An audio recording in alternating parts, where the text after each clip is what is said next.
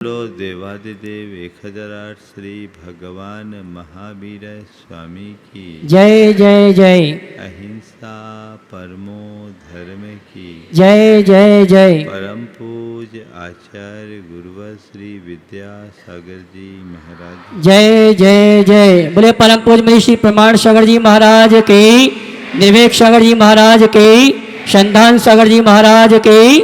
नमोस्तु गुरुवर, नमोस्तु।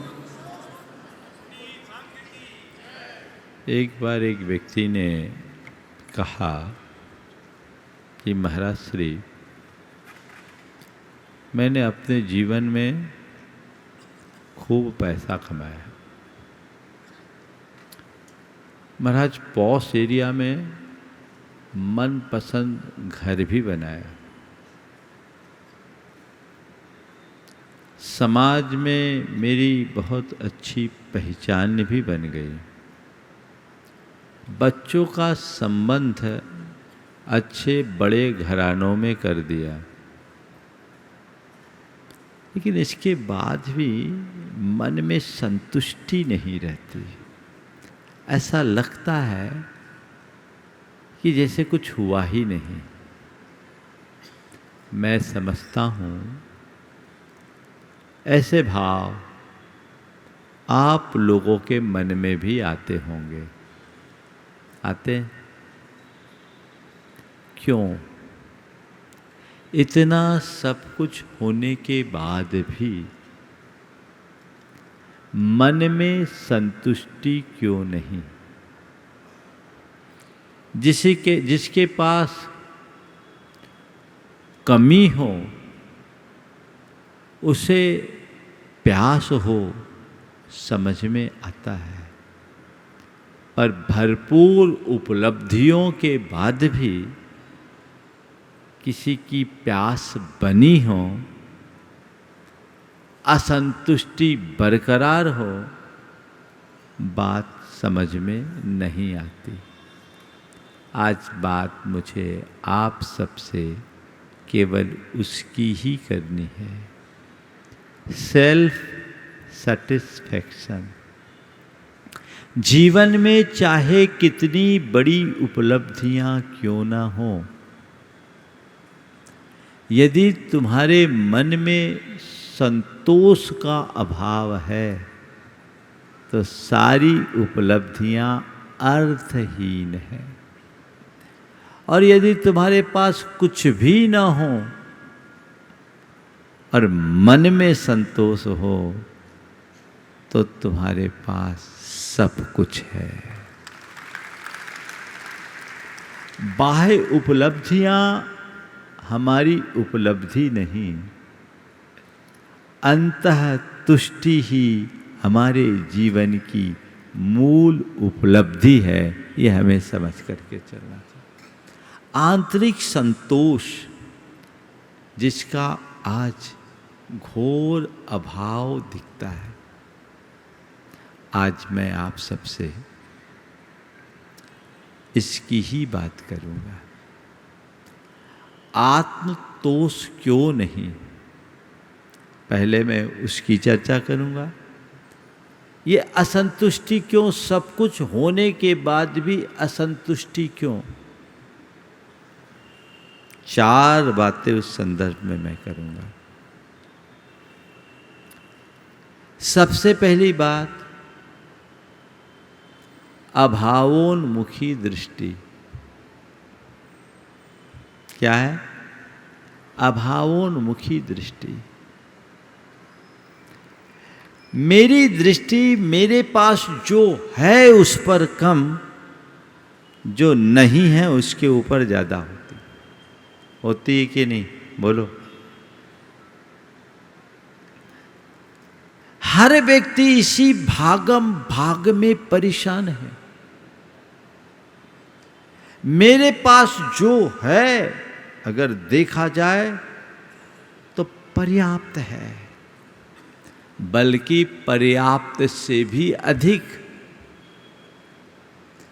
पर मुझे मेरे पास जो है वो दिखता नहीं। जो मेरे पास नहीं है उसकी तरफ मेरी दृष्टि ज़्यादा जाती है। और जब तक ऐसी दृष्टि बनी रहेगी अंतर असंतुष्टि अंगड़ाई भरते रहेगी, वो हमें आकुलित करते रहेगी।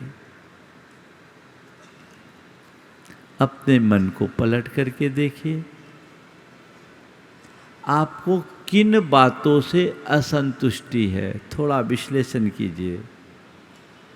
उसी व्यक्ति को मैं आपके सामने खड़ा कर देता हूँ जिसकी बात से मैंने अपनी बात शुरू की। चिंता मत करना, यहाँ वो आदमी है नहीं, पर आपकी कल्पनाओं में खड़ा करूँगा। कुछ लोग पीछे मुड़ के देखने लगे, महाराज किसको खड़ा करने वाले। मैं ऐसे खड़ा नहीं करता, चिंता मत करना, मुझे तुम्हारी ढांकने की चिंता रहती। आप उस व्यक्ति को खड़ा कीजिए। वो कह रहा है पर्याप्त धन है, पॉश कॉलोनी में अच्छा मकान है, समाज में अच्छी पहचान है, बच्चों का अच्छे घर में संबंध है, सब कुछ है, फिर भी संतुष्टि नहीं है। क्यों नहीं है? पहला उत्तर, आपस में सामंजस्य नहीं। क्या है? आपस में सामंजस्य नहीं है। सामंजस्य की कमी ये हो सकती किसी के साथ भी, अरे सब कुछ किए नहीं। दूसरा, सब कुछ है, संतुष्टि नहीं, क्योंकि मेरी किसी को कद्र नहीं है, घर में ही समादर नहीं है। ठीक है। तीसरी बात, असंतुष्टि है, उसका कारण सब कुछ है पर एक दूसरे का सहयोग नहीं है। सामंजस्य की कमी है, समादर की कमी है, सहयोग की कमी है, और चौथी बात, एक दूसरे के प्रति किसी का सद्भाव नहीं है। हो गए 4। अब सामंजस्य कहाँ से आए, समादर कैसे बढ़े, सहयोग की भावना कैसे हो, और सद्भाव कैसे प्रकट हो? महाराज ये सब चीजें नहीं है तो ये आएगी कहाँ से भैया? तुमने इनके लिए प्रयास कहाँ किया? तुमने पैसा के लिए प्रयास किया, तुमने प्रतिष्ठा के लिए प्रयास किया, तुमने प्रभाव के लिए प्रयास किया, तुमने अपनी पहचान के लिए प्रयास किया। जिसके लिए तुमने प्रयास किया वो मिल गया, और जिसके लिए प्रयास करना किया ही नहीं वो मिलेगा कैसे?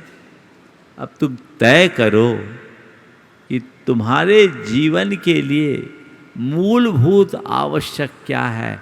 पैसा, प्रतिष्ठा, प्रभाव और पहचान की सामंजस्य, समादर, सहयोग और सद्भाव। बोलो किसकी ज्यादा जरूरत है? हाँ, थोड़ा जोर से बोलो। हाँ, पहले वाले की कि बाद वाले की? हाँ, बाद वाले की जरूरत है। अपने जीवन में उसके लिए हमने आज तक कोई प्रयास किया? तो जिसके लिए हमने अभी तक कभी प्रयास ही नहीं किया उसकी उपलब्धि कैसे होगी, और उसकी उपलब्धि के अभाव में संतुष्टि कैसे होगी? अभी भी हम अपनी असंतुष्टि का कारण कुछ और खोजते हैं। मेरे पास पैसे हैं पर मेरे साथ वालों के पास मुझसे ज़्यादा पैसे हैं, इसलिए पैसे की कमी मुझे असंतुष्ट करती है। मेरा मकान पॉश एरिया में है पर मेरे मकान से भी सामने वाले का मकान ज़्यादा अच्छा है, इसलिए असंतुष्टि है। मैंने कार खरीदी, जगुआर की 2.5 करोड़ की कार खरीद के लेके आए, लेकिन इसी बीच कार लेके आए उस समय तो मुझे बड़ी संतुष्टि। मैं अपने बच्चों के सामने, परिवार के सामने बड़े आत्मतोष के साथ कहा, देखो आज सबकी मनपसंद गाड़ी आ गई, 2.5 करोड़ की गाड़ी मैंने लाके खड़ी की और किसी ने 3.5 करोड़ की मर्सिडीज लाके खड़ी कर दी। अरे यार गड़बड़ हो गया। काश हम भी ये ले लिए होते। वो अल्पकालिक संतुष्टि है जो पल में बदल जाती है। आप लोगों को ऐसा आत्मतोष बहुत होता है ना। कुछ भी काम करते हैं तो लगता हमने बहुत बड़ा तीर मार लिया और बाद में किसी और का तीर निकल जाता है तो आप भी फेल हो जाते हो, सीधे अंदर लग जाता है। मुझसे ज़्यादा अच्छा घर दूसरे का, मुझसे ज़्यादा अच्छी गाड़ी दूसरे की, मुझसे ज़्यादा पैसा दूसरे के पास, और मुझसे ज़्यादा प्रतिष्ठा दूसरे की, मुझसे ज़्यादा प्रभाव दूसरे का, मुझसे ज़्यादा पहचान दूसरे की। तो फिर मैं पैसा बढ़ाने में लग जाता हूँ, मकान बदलने में लग जाता हूँ, गाड़ी खोजने में भागने लगता हूँ, पहचान बनाने में दौड़ने लगता हूँ, प्रतिष्ठा की होड़ में जुड़ जाता हूँ और अपना प्रभाव या धाक जमाने की फिक्र में मग्न हो जाता हूँ। संतुष्टि कहाँ छिटक कर चले जाती पता ही नहीं चलता। संत कहते हैं ये अंधी दौड़ है, ऐसी दौड़ जिसकी कोई मंजिल नहीं,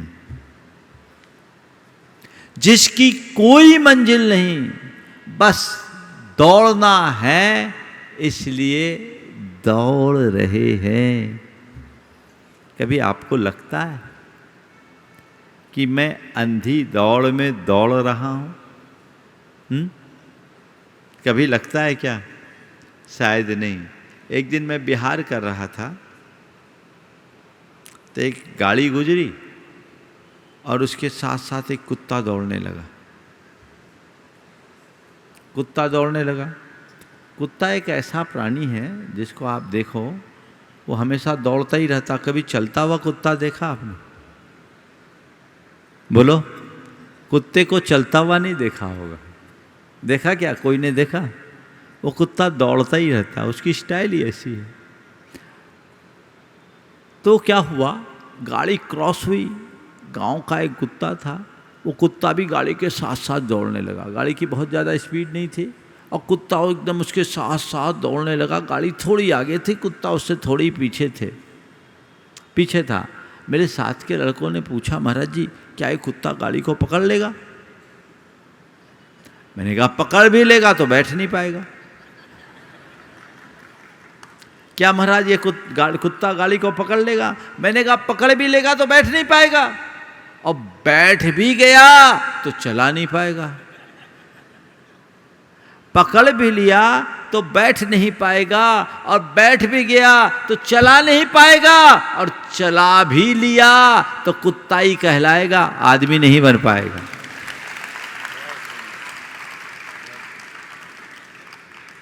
तो ये अंधी दौड़ है जिसका कोई अंत नहीं, जिसके लिए प्रयास अपेक्षित है, वो प्रयास हम करते नहीं।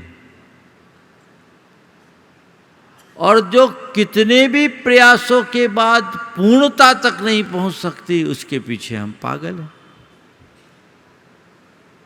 उनका कोई अंत है क्या?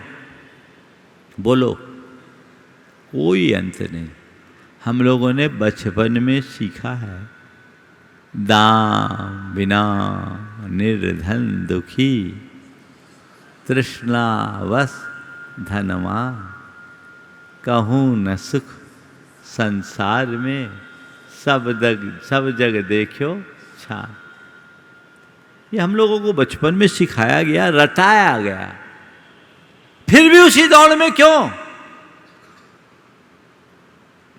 एक के पास अति अभाव है और एक के पास अति भाव है। चाहे अति अभाव हो या अति भाव, दोनों दुखी हैं, क्योंकि एक के मन में चाह है और एक के मन में आ है, दोनों के पास राह नहीं है, दाह है। दाह है, झुलसाने वाली है, इसका अंत नहीं।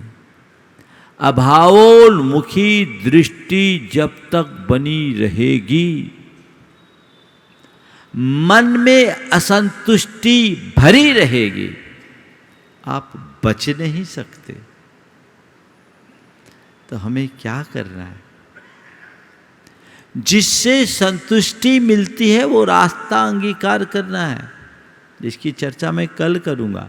ये श्रृंखला अब चलेगी।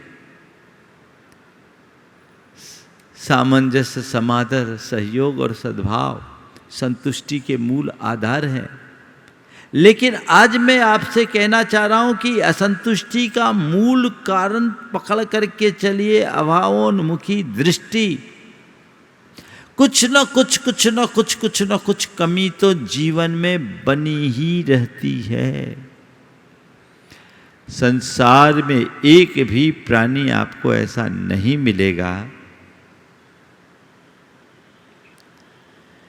जो ये कहे कि मेरे पास सब कुछ है। मिलेगा क्या? बोलो, एक भी नहीं। किसी के पास कुछ हो सकता है, किसी के पास कुछ हो सकता है, किसी के पास बहुत कुछ हो सकता है, पर सब कुछ, बोलो, कुछ मिलेगा, कुछ मिलेगा, बहुत कुछ मिलेगा, पर सब कुछ उसी के पास मिलेगा जिसने अपने पास जुड़ा हुआ बहुत कुछ से मोड़ लिया है। इस संसार में पूर्णता तो है ही नहीं। रिक्तता और अभाव संसार की पर्याय है, ये बनी ही रहेगी। इसमें कभी कमी नहीं होगी। तो उसको हमें पूर्ण करना है, आगे बढ़ना है। तो अभावोन्मुखी दृष्टि से बचे, पर हम उसी का रोना रोते रहते हैं। एक बार कोयल का बच्चा मोर के बच्चे को देखकर मचल उठा और उसने अपनी मां से कहा, मां, मेरे ये काले काले पंख मुझे अच्छे नहीं लगते, मुझे मोर जैसे सुंदर सुंदर पंख चाहिए, मोर जैसे सुंदर सुंदर पंख चाहिए। कोयल की मां ने बच्चे से कहा, बेटे, अपने पंख अच्छे हैं, काम के हैं, ठीक है, इससे काम चला। नहीं मां, मुझे तो मोर जैसे पंख चाहिए। और वो मचल उठा। और बच्चे जब मचलते हैं तो एकदम ही मचल उठते हैं, उन्हें माँ बाप की मजबूरी का कोई आभास नहीं होता। मचल उठा। अब क्या करे? हार कर कोयल मोर के पास गई और कहा, मोर भैया, तुम्हारे पंख बहुत सुंदर हैं, मेरे बच्चे का मन तुम्हारे पंखों के लिए मचल रहा है, यदि एक आध पंख दे दोगे तो बड़ी मेहरबानी होगी। कोयल की प्रार्थना सुनकर मोर मुस्कुराया और हर्षित होकर अपना एक पंख झड़ाया। कोयल की प्रार्थना सुनकर मोर मुस्कुराया, हर्षित होकर अपना पंख झड़ाया। कोयल ने एक पंख उठाकर अपने बच्चे के पंख में लगाया। मोर के सुंदर पंख पाते ही बच्चे का मन हर्षाया और उसने जोर की कूक लगाई।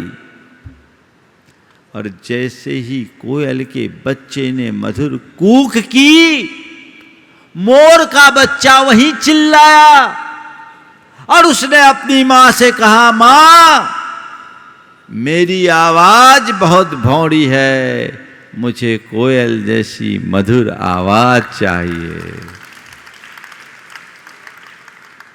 मेरी आवाज बेसुरी है, मुझे कोयल जैसी मधुर आवाज चाहिए। अब क्या करे बोलो? कोयल का बच्चा मोर के पंख के पीछे परेशान है और मोर का बच्चा कोयल की आवाज के पीछे पागल है। यही तो तुम्हारी हाल है, यही है ना। रविन्द्रनाथ टैगोर की ये पंक्तियां इस प्रसंग में बहुत सार्थक है। छोड़कर निश्वास कहता है नदी का यह किनारा, उस पार ही क्यों बह रहा है जगत भर का हर्ष सारा। छोड़कर निश्वास कहता है नदी का यह किनारा, उस पार ही क्यों बह रहा है जगत भर का हर्ष सारा। किंतु लंबी सांस लेकर यह किनारा कह रहा है, किंतु लंबी सांस लेकर यह किनारा कह रहा है, हाय रे हर एक सुख उस पार ही क्यों बह रहा है। समझ में आई कि नहीं आई? फिर से बोलूं। छोड़कर निश्वास कहता है नदी का यह किनारा, उस पार ही क्यों बह रहा है जगत भर का हर्ष सारा। किंतु लंबी सांस लेकर यह किनारा कह रहा है, हाय रे हर एक सुख उस पार ही क्यों बह रहा है। इस पार वाले को उस पार और उस पार वाले को इस पार का ही दिखता है, अपना कुछ नहीं दिखता, इसलिए दोनों मझधार में है ना। जब तक ऐसी अभावोन्मुखी दृष्टि बनी रहेगी तब तक असंतुष्टि बनी रहेगी, क्योंकि अभावोन्मुखी दृष्टि से ही असंतुष्टि की सृष्टि होती है। दूसरा कारण यथार्थ की अनदेखी। जीवन के यथार्थ का बोध लोगों के मन में नहीं दिखता। हर व्यक्ति के मन का एक भ्रमपूर्ण विश्वास है, वो ये है कि मैं जो चाहूं वह सब होगा, जो मैं चाहूं वही हो। ये भाव है कि नहीं तुम्हारे मन? हर व्यक्ति यही सोचता है जो जो मैं चाहूं वो हो जाए। पर संसार में एक भी ऐसा प्राणी नहीं है। यहां तक कि धरती में जन्म लेने वाले भगवान भी, कि उनने जो चाहा है वह हुआ हो। जीवन के इस सत्य को समझते हो? बोलो। जो मैं चाहूं वह हो, ऐसा आप सोचते हो? यथार्थ में ऐसा होता है क्या? नहीं ना। जो होता है कैसा होता है? जैसे संयोग होते हैं वैसा ही होता है। मैं चाहूं वैसा नहीं होता। होता है क्या? बोलो। आपने इंदौर में जन्म लिया, प्रार्थना पत्र भेजा था क्या परमात्मा के पास कि मुझे इंदौर में जन्म देना? बोलो। कोई ऐसा भेजा था क्या? जो माँ बाप मिले तुम्हें, तुम्हारे किसी निवेदन पर मिले क्या? हाँ? महाराज कह रहे इंदौर के जन्म कम है, बाहर के नहीं, बहुत सारे बॉर्न और बॉटअप यहीं के हैं। कितने लोग हैं मैं थोड़ा देखना चाहता हूँ जिनका जन्म इंदौर में ही हुआ हो। महाराज मोर देन 50% है। महिलाओं का तो खैर ऐसी आयातित होती हो, उनकी बात मत करो, लेकिन है ना। तो क्या हुआ? जहां भी जन्म लिए तो उदाहरण है। जो माँ बाप मिले वो भी मेरी इच्छा से नहीं मिले। जो शरीर मिला वो भी मेरी इच्छा से नहीं मिला। मिला क्या? जो बुद्धि मिली वो भी मेरी इच्छा से नहीं मिली। जो रूप मिला वो भी इच्छा से नहीं मिला। मिला क्या? बोलो, तुम्हारी पसंद से क्या मिला? दुनिया की इतनी चीजों में क्या चीज है जो तुम्हारी पसंद से मिली? हाँ,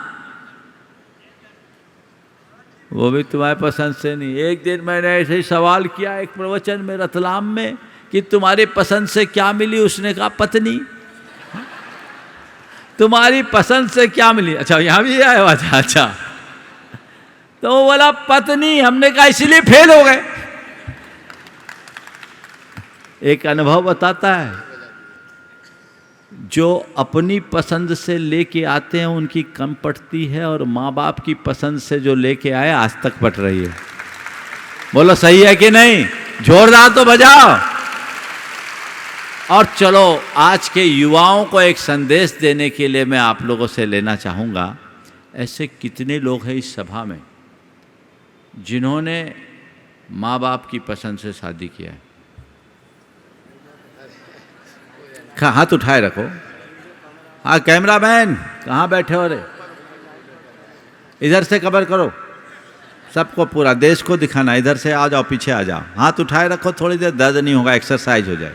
थोड़ी देर ऊपर नीचे कर लो, पीछे से ले आओ, पीछे से ले लो, इधर आके ले आओ, ले आओ। थोड़ी देर ये लगना चाहिए ना कि इंदौर में कुछ हो रहा है, और ये प्रयोग करते रहें तो आप लोग भी चैतन्य बने रहेंगे। भाई, हम जैसे अपने प्रवचन में हिलते डुलते रहते हैं, आप लोग भी हिलते डुलते रहोगे, तब तो अंदर से कुछ परिवर्तन होगा, उथल पुथल होगा। तो मैं आप सबसे कह रहा था कि कितने लोग हैं जिन्होंने माँ बाप की सम्मति से विवाह किया?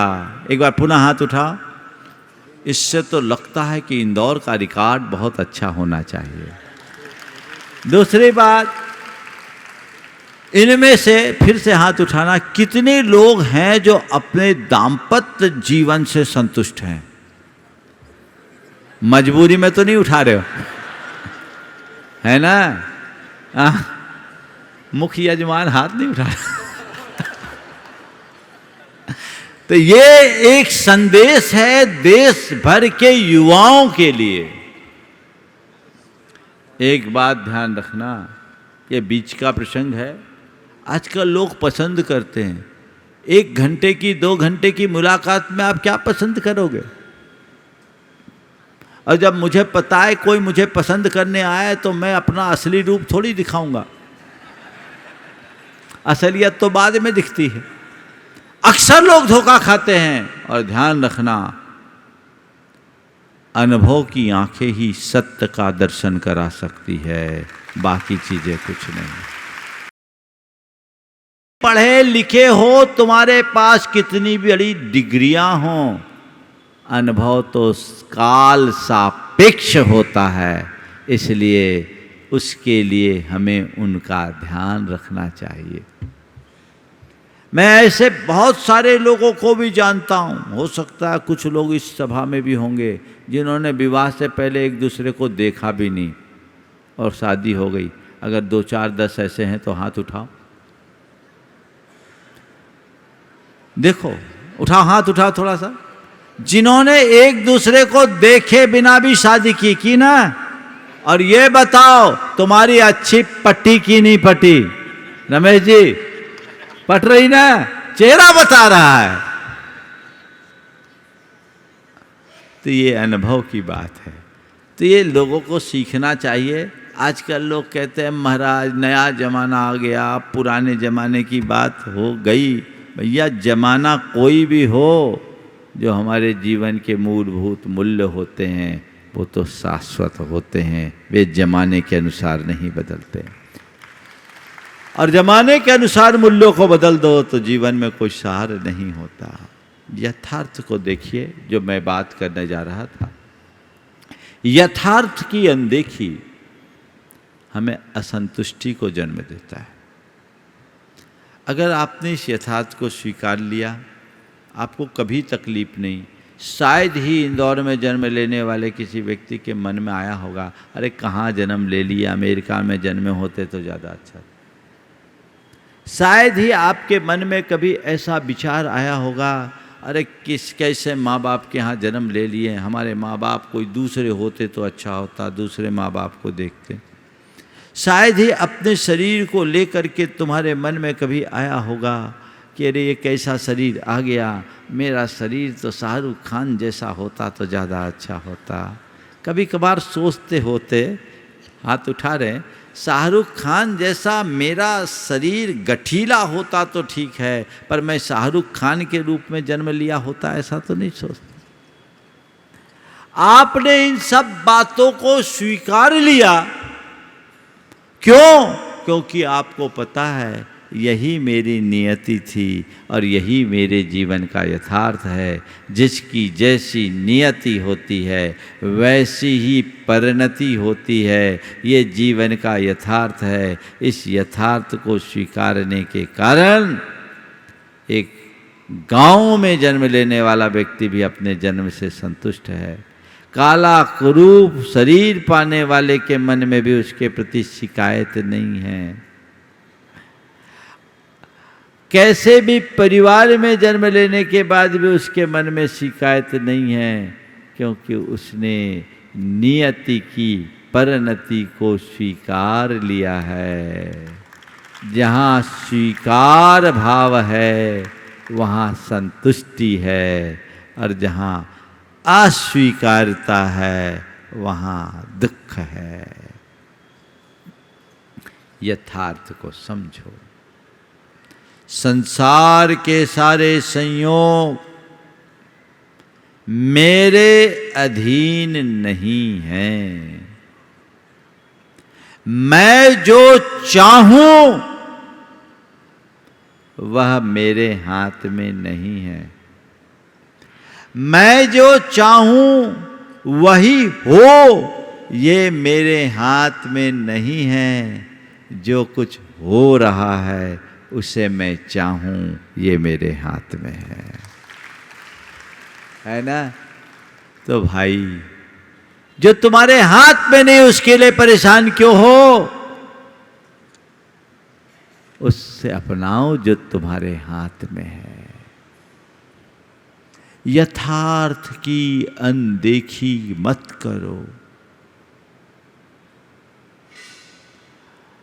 असंतुष्टि कभी नहीं होगी, और जब तक यथार्थ की अनदेखी करोगे संतुष्टि हो नहीं पाएगी। और यथार्थ का दूसरा रूप, न मैं कुछ लेकर आया हूं न लेकर जाऊंगा। खाली हाथ आए हैं, खाली हाथ जाएंगे। जीवन का यथार्थ है कि नहीं? हाँ, किसके लिए मगजमारी, किसके पीछे माथा पच्ची, क्यों ये आपाधापी, क्यों ये भागम भाग? बोलो क्यों? काश यथार्थ को सामने रखकर चलते होते तो ऐसी अज्ञानता, ऐसी नादानी तो नहीं करते ना। लेकिन फिर भी लोग पूरे जीवन इसी सत्य को झुठलाने में खपाते रहते हैं। यथार्थ की अनदेखी मत कीजिए, असंतुष्टि बनी रहेगी। तीसरा यथार्थ है,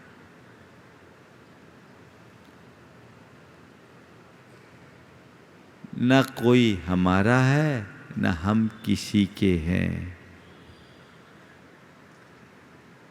आप अकेला अवतरे, मरे अकेला हो, या कहूँ इस जीव को साथी। हम लोग ये बोलते हैं, ये सच है कि मन की कल्पना? बोलो थोड़ा दम से। पर जिंदगी भर इसी सच को तो झुठलाते हैं। हमारे मन में असंतुष्टि होती है जब हम किसी से अपेक्षाएं रखते हैं और उसकी पूर्ति नहीं होती। असंतुष्टि का तीसरा कारण है ना, अपेक्षाओं की उपेक्षा। हमारी अपेक्षाएं पूरी ना हो, इच्छाओं की पूर्ति ना हो, हमें असंतुष्टि होती। भैया अपेक्षाएं रखते क्यों? अरे हमने उसे इतना अपना माना, उसने हमें धोखा दे दिया। हमने उसके लिए इतना किया, उसने वक्त पर हमारे लिए कुछ नहीं किया। होता है, हमें तो देखा तक नहीं। ओ देखो, हम हमेशा आगे पीछे, हम उनका कितना केयर करते थे। अब महाराज के पास आ गए, आगे बढ़ गए, अब तो सीधी मुंह बात ही नहीं करते। अरे भाई क्यों ऐसी अपेक्षा रखते हो? कौन किसका है? कोई मेरा साथ दे दे, साथ देता नहीं, ये हमारी शिकायत की भाषा है। साथ दे नहीं सकता, ये यथार्थ का स्वर है। साथ देता नहीं, ये आरोप है। साथ दे नहीं सकता, ये यथार्थ है। यथार्थ को समझोगे, अपेक्षाएं खत्म होगी, और अपेक्षाएं मिटेगी, असंतुष्टि मिटेगी। कभी इस पर चर्चा करूंगा विस्तार से, लेकिन कारणों को समझिए। तीसरा कारण अपेक्षाओं की उपेक्षा होना, असंतुष्टि का कारण। और चौथा कारण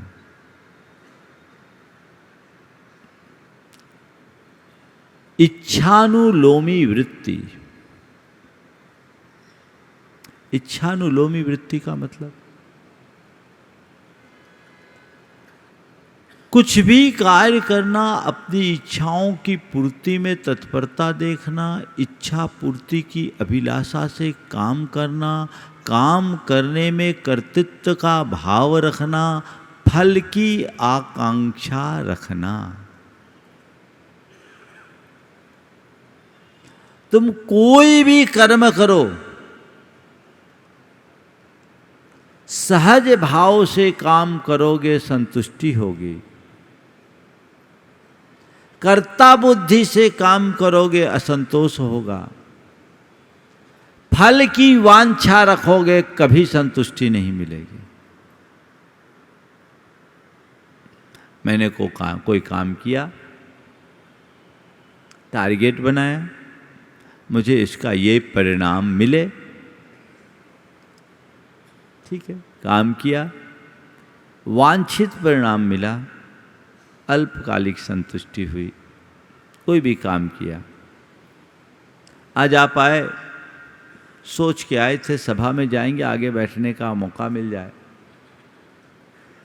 अब महाराज की नज़र पड़ जाए, आप समय पर आ गए, आगे आने का मौका मिल गया, आप पर नज़र भी पड़ गई, और संयोगता आपको श्रीफल भेंट करने के लिए बुला भी लिया गया।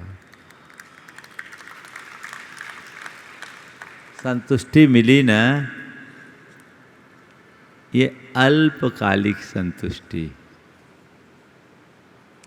लेकिन आप यहां ये सब सोचकर आए और मौका नहीं मिला, आपके बाजू वालों को बुला लिया गया। बताओ, पूरे प्रवचन में मन लगेगा? ईमानदारी से बोलो, क्या हो गया? महाराज अंदर बुखार आ जाएगा। ये खेल किसने बिगाड़ा भाई? इसकी जगह तुम सहज भाव से यहां आए होते और कदाचित तुम पर नजर पड़ती, तुम्हें बुला लिया गया होता, तो जो प्रसन्नता होती उसकी कोई सीमा होती? बात समझ में आ रही है आप लोगों को? बड़ी प्रैक्टिकल चीज है। काम कीजिए, फल की इच्छा से मुक्त होकर, क्योंकि फलेच्छा से कर्तृत्व का अहंकार बढ़ता है जो हमें व्याकुल बनाता है। और जब हम उससे मुक्त होकर कोई काम करते हैं, कर्तव्य की भावना से अनुप्राणित होते हैं, वो हमें संतुष्टि देता है, हमें विनम्र बनाता है। ये हमारे अंदर होना चाहिए। ये चारों ऐसे कारण हैं जो हमें परेशान करने वाले हैं, जो हमें असंतुष्टि की आग में झुलसाने वाले हैं।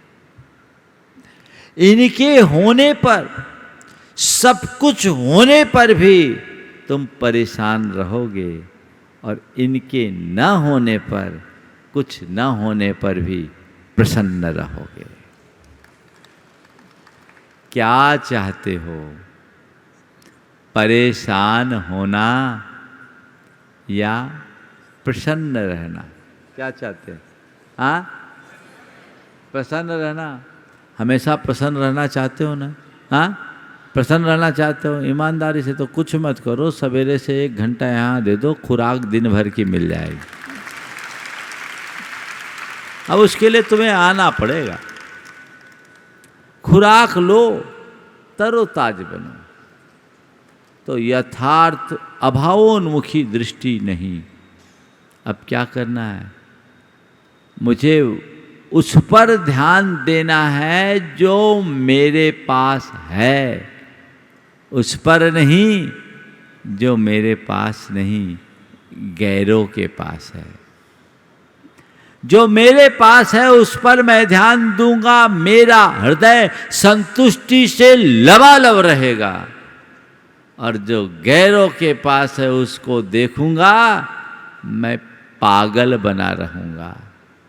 इस सूत्र अपना लीजिए। यथार्थ को सदैव स्मरण रखूंगा, उसे कभी भूलूंगा नहीं, अनदेखा नहीं करूंगा, सदैव सामने रखूंगा। बुंदेलखंड में एक कहावत है, पूत कपूत तो काधन संचय, और पूत सपूत तो काधन संचय, है ना? तो यदि मेरे जीवन में अनुकूल संयोग है तो मुझे कुछ सोचना ही नहीं, अप्रतिकूल संयोग है तो भी मुझे कुछ सोचना नहीं, क्योंकि सोचने से कुछ होना भी नहीं है। कर्म के अधीन चीजें, यथार्थ सामने रखो। हम लोगों के संस्कृति में यथार्थ को सदैव स्मरण करने की बात की जाती है, और इसीलिए किसी की मृत्यु के बाद उसकी जो अंत्येष्टि की जाती है उसके लिए अर्थी उठाई जाती है। क्या उठाई जाती है? अर्थी। और बोला जाता है राम नाम सत्य है। ये अर्थी क्यों बोलते पता है? शव यात्रा जिस पर आप लेकर जाते हैं, उस व्यक्ति की उस अंतिम शैया को अर्थी क्यों बोलते हैं मालूम? ये शरीर को रथ कहा जाता है और आत्मा को रथी। क्या है? शरीर रथ है और आत्मा रथी है। इसका मतलब रथी चला गया, कोरा रथ रह गया। रथी चला गया, कोरा रथ रह गया। न रथी अरथी। क्या मतलब है? न रथी अरथी। रथी गया और इस रथ का रथी कभी भी निकल सकता है। ये यथार्थ है कि नहीं? इसे याद रखो। रथ रहेगा, रथी का कोई अता पता नहीं रहेगा। कब रथी निकल जाए, इसलिए व्यर्थ की बातों से दूर रखो और यथार्थ को सामने रखकर परमार्थ से नाता जोड़ो, सदैव संतुष्टि से भरे रहोगे। अपेक्षाएं कम करें, मतलब से मतलब रखें। अपेक्षाएं कम करें, मतलब से मतलब रखे, तो हमारा जीवन सदैव सुखी बना रहेगा और हम अपने जीवन के पथ को प्रशस्त करेंगे। इच्छानुलोमावृत्ति से मुक्त होकर, कर्तृत्व की भावना से मुक्त होकर, कर्तव्य के भाव को हम आत्मसात करके चले, सदैव संतुष्टि से भरे रहेंगे। यदि आप इन सूत्रों को आत्मसात करते हैं तो आपके जीवन में सब कुछ अच्छा हो जाएगा। आपसे मेरी यही अपेक्षा है कि आप स्वयं आए, औरों को भी इसके लिए प्रेरित करें। युवाओं को लाना सबसे ज़्यादा ज़रूरी है, क्योंकि युवाओं के सामने अपने जीवन को की समस्याएं बहुत उभर रही है, जीवन में उतार चढ़ाव बहुत है। हमें आवश्यकता है इनर मैनेजमेंट की कला सीखने की, और वो आप यहाँ आएंगे तो उसका निश्चित लाभ ले पाएंगे। बोलिए परम पूज्य आचार्य गुरुवर श्री विद्यासागर जी। जय जय जय।